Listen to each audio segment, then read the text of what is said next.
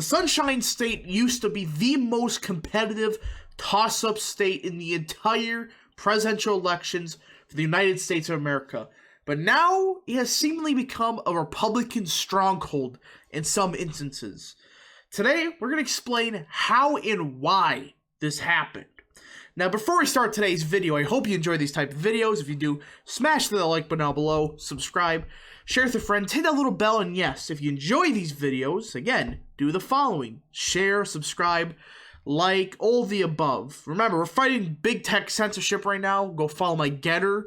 Again, subscribe. We got to get as many people following me on Getter, follow me on the alt tech platforms, because we're going to fight back against this nonsense.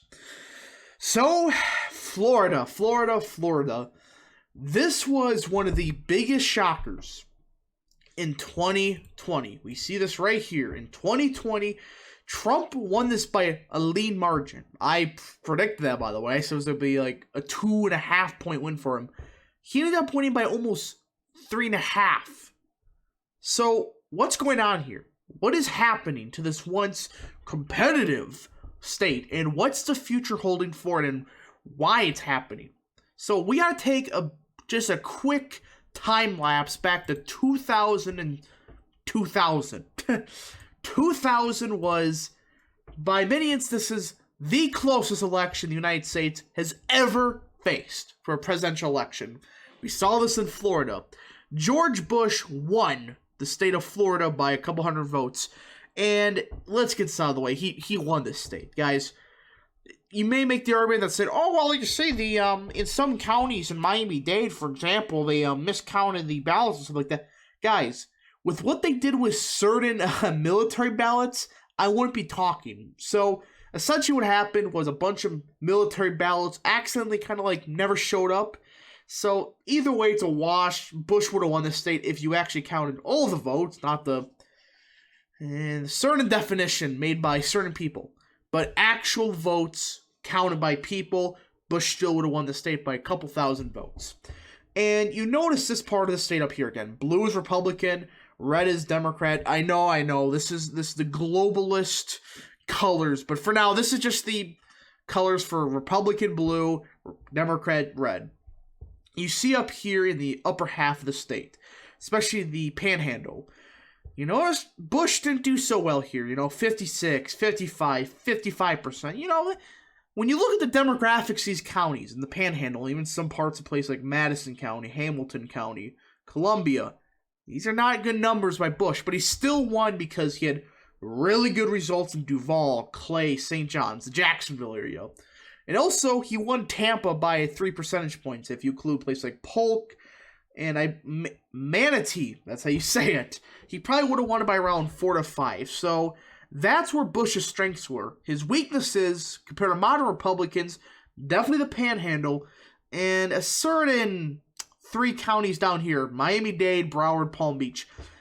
We'll remember these counties. And if you look at the swing map, you see what happened. Bush did significantly better in the northern half of the state, like expected, but lost a little bit of ground. And when you account for trends, same deal. He did best in the northern half of the state, suffered major losses in places like Palm Beach and Broward County. So that's how Bush won. 2004, you look at the swing map, and relatively speaking, same thing.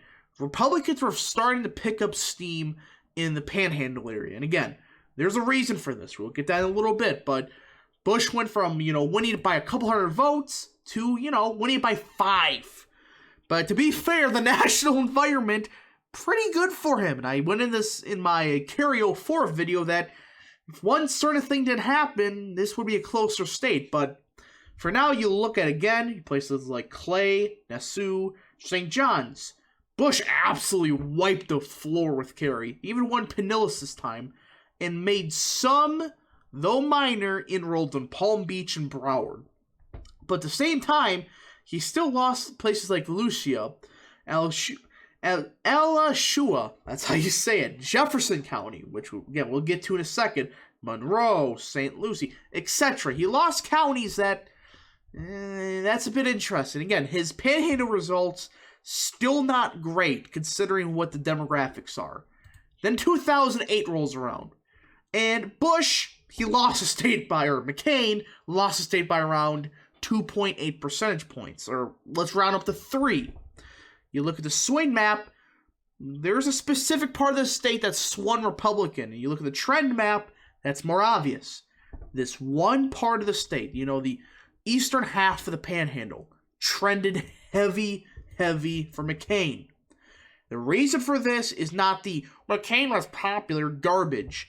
There is a lot of working class voters in this part of the Panhandle. Again, there's a lot here, but this part of the Panhandle, outside of, the dumpster fire that is Leon County, this is a working class area. There's a lot of people that are middle, not even middle class, they're just working class retirees that moved to this state. And this was the first election they really started to just completely bail on the Democrats. There was some, drips of them leaving the party, but this was the first major one. But you look at the Orlando area, and you notice Republicans got slapped there. The major trends against McCain. Place like Jacksonville, their strength there was weakening. So this was interesting. Going to 2012, how would Romney do? And many people thought Romney would... Oh, he lost. He lost. Yeah, he only gained 2 counties, Valencia and Flagler. But those 2 counties, they should be voting like 60% Republican. So you're noticing a trend here. And you look at the trend map, one county sticks out like a sore thumb. Miami-Dade. He got slapped here. He lost here by 24. McCain lost here by 16. When you look at the future results, this is more shocking than it should be.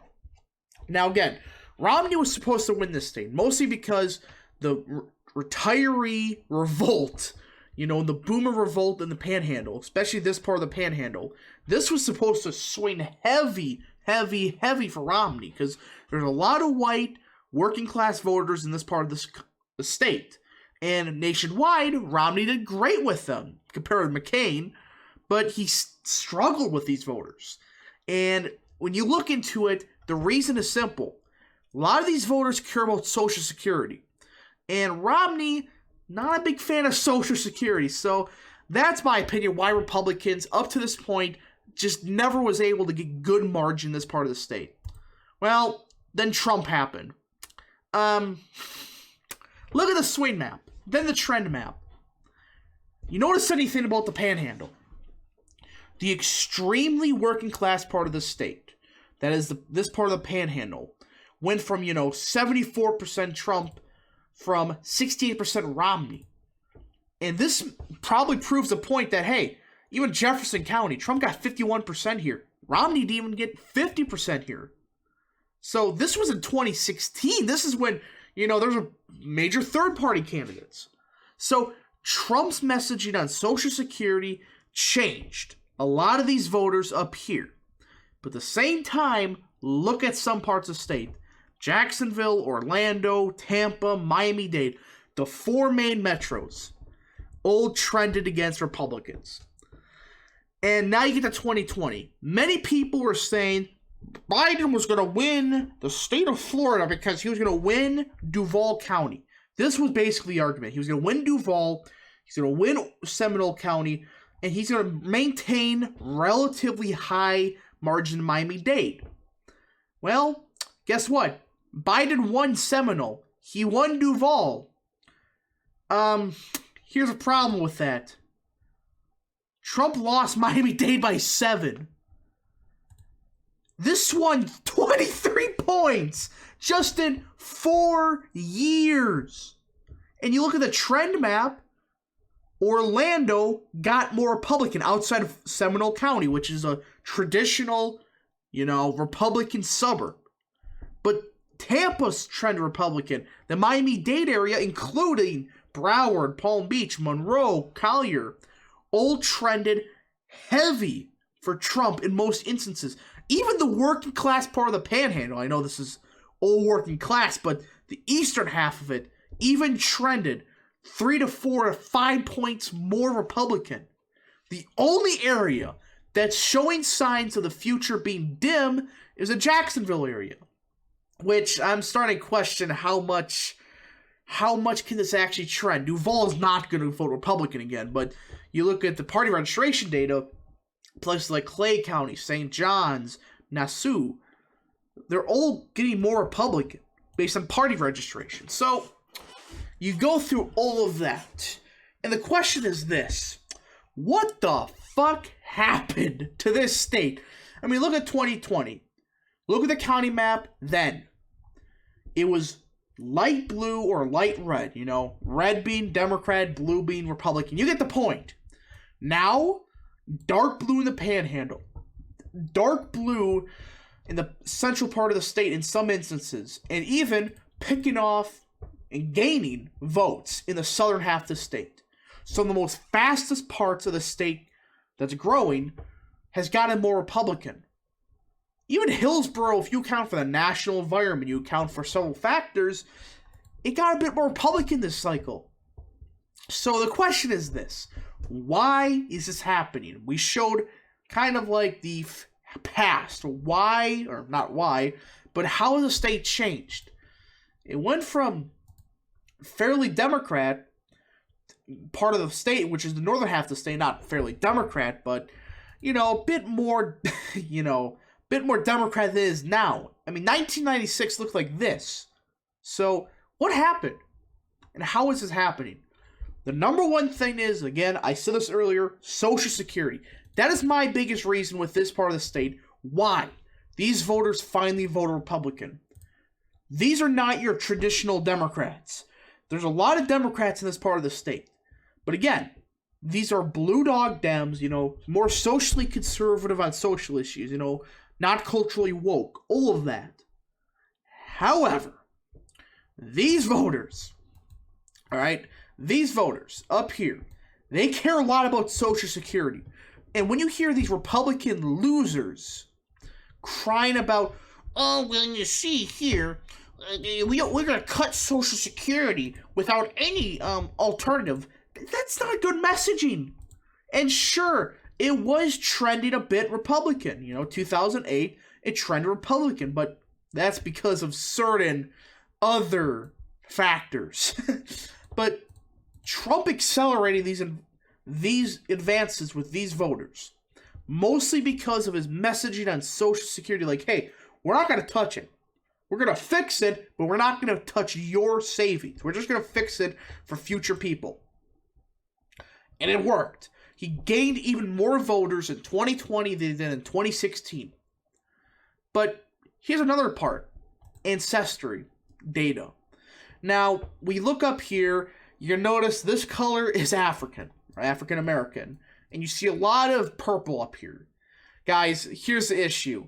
This is the largest ancestry group here, right? But if you combine all the other ancestry groups, German, American, all that, this would be a combo of blue and yellow. This entire part of the state. It's just plurality, okay? But you notice there's a lot of these American voters that live in the panhandle, especially this part here. They're closely similar to voters in places like Kentucky, Tennessee, parts of West Virginia, even Ohio in some instances. There's a lot of Ohioans in this part of the state. A lot of retirees from Ohio, Tennessee, Kentucky that moved out here. Then you go to this part of the panhandle. These are German voters. Take a good guess where they're from. Wisconsin, Michigan, or Iowa, you get the point. They're from I would consider the western part of the Midwest. I know, there's eastern and western Midwest. You get the point. You get the point that this half is more American, which traditionally has always leaned Republican in most instances. But the German vote tended to be a bit more Democrat. And you notice there's a lot of German in the state. And these are counties that swung significantly for Trump. Even places like Monroe, Collier, all of that. They all swung significantly for Trump because of the German ancestry, which have always leaned towards the Democrats. Not so much anymore. But there's one big fat elephant in the room. This part of the state here, this part and over here. This is the Hispanic vote. Cubans, Puerto Ricans, all of that. Venezuelans, All of them. Just count all of them. Guess what? They swung significantly for Trump. I mean, let's be real clear. Trump won the most Hispanic vote Republicans gotten in decades. More than Bush did. Bush did not win 45%. Give me a break. If he would have won 45%, he would have won a certain county down here. Which, again, you know what county I'm talking about. But Trump won more than Bush did. With Hispanics, Cubans, all of that. And guess what? His messaging wasn't amnesty. Sorry for the cough there. I'm getting cold. Anyways, here's the issue. He didn't run on amnesty. He didn't run on free trade LARPing. He ran on trade protectionism, running against immigration. We even saw this in 2016 down in southern Texas. They swung like 6-7 points Republican. In 2020, we know what happened. But you're noticing that these Hispanic voters that Democrats have been importing for decades, they're starting to become more Republican. Hispanics are always more socially conservative. But at the same time, on economic issues, they're a bit iffy. You have to have a good balance on economics with Hispanics. There's very left-wing economically Hispanic voters. You see this in the Democrat primary. That's where Bernie did best in the state, the more Hispanic part of the state. They're economically left in some instances. But then you get Cubans. They're a whole different breed. They're basically all small business owners. They hate socialism, which is the only good group. You run against Democrats with socialism. Just spam socialism in Miami. That's how you win. But outside of that, the biggest reason is this. A lot of these Hispanic voters that have been here for decades finally started to assimilate to American culture. Many of them started to buy guns for the first time. And they finally realized that Democrats, they're not the same ones even from 10 years ago, let alone, 20 years ago. So this is why Florida has become a Republican stronghold. And there is only one part of the state that's semi-trending Democrat up in the Jacksonville area. That's it. The rest of the state is trending Republican. All right? And by the way, you may look at education data. The state gives the middle finger to education data. I mean, look at this. You go down to right here. Where is it? Over here. Pinellas County, 40% with associate degree. Trump only lost this county by like 0.2%. You get the point. Education in the state does not matter.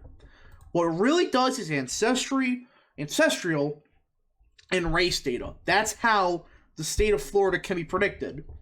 And folks, this state's a Republican stronghold. Too many white boomers from the Midwest are moving down here, right? You got Germans from the upper Midwest. You got more Americans. Yes, I know it's weird, but, Americans they've been here for generations, like 10 generations at least now.